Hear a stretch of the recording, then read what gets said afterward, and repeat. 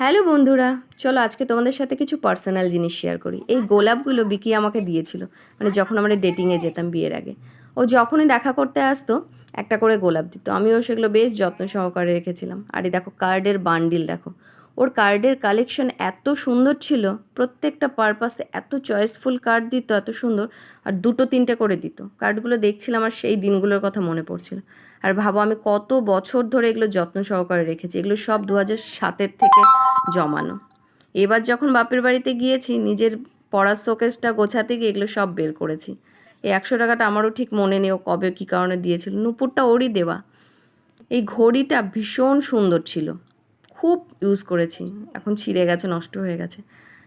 আরও অনেক শোপিস ছিল, কিছু ভেঙে গেছে, নষ্ট হয়ে গেছে। তাই ও আমাকে বলছিল, এই তো মাঝে মাঝেই বলো যে বিয়ে করে পস্তাচ্ছ, আবার এত বছর ধরে এই সব জিনিস আবার গুছিয়ে রেখেছো।